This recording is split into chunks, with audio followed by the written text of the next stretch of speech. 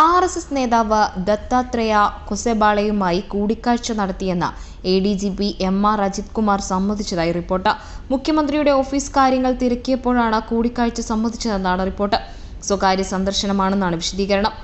ദത്താത്രേയ ഹൊസബാളെ തൃശൂർ പഞ്ചനക്ഷത്ര ഹോട്ടലിൽ താമസിച്ച ദിവസം ADGP അജിത് കുമാർ അവിടെ എത്തിയെന്നായിരുന്നു അടുത്ത ദിവസം തന്നെ Kerala police special branch report ചെയ്തത്.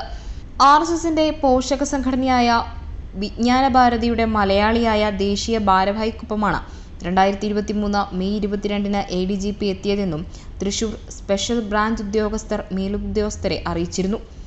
ഹോട്ടലിന് മുമ്പിലെ ആ ദിവസത്തെ CCTV ദൃശ്യങ്ങൾ പരിശോധിച്ചാൽ ഇക്കാര്യം വ്യക്തമാകുമെന്നും പോലീസ് ഉന്നതർ പറയുന്നുണ്ട്.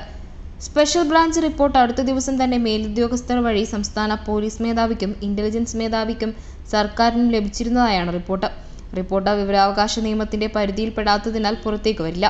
മുഖ്യമന്ത്രിയുടെ ഓഫീസ് നിർദ്ദേശിച്ചതനുസരിച്ചാണ് കൂടിക്കാഴ്ചയെങ്കിൽ തുടർ നടപടിയുണ്ടാകില്ല. സംസ്ഥാന പോലീസ് മേധാവി ഷെയ്ഖ് ദർവേഷ് സാഹിബിന്റെ നേതൃത്വത്തിലുള്ള പ്രത്യേക സംഘം കൂടിക്കാഴ്ച വിവാദം അന്വേഷിക്കും. ലോക്സഭാ തിരഞ്ഞെടുപ്പിൽ തൃശൂരിലെ BJP സ്ഥാനാർത്ഥി സുരേഷ് ഗോപിയെ ജയിപ്പിക്കാനായി ADGP അജിത് കുമാർ പൂരം കലക്കിയെന്ന ഇടത് MLA PV അൻവർ ആരോപിച്ചിരുന്നു.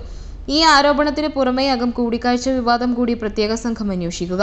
ADGP അജിത് കുമാർ മുഖ്യമന്ത്രിക്ക് വേണ്ടി RSS നേതൃത്വവുമായി ചർച്ച നടത്തിയെന്ന് പ്രതിപക്ഷ നേതാവ് VD സതീശൻ ആരോപിച്ചു.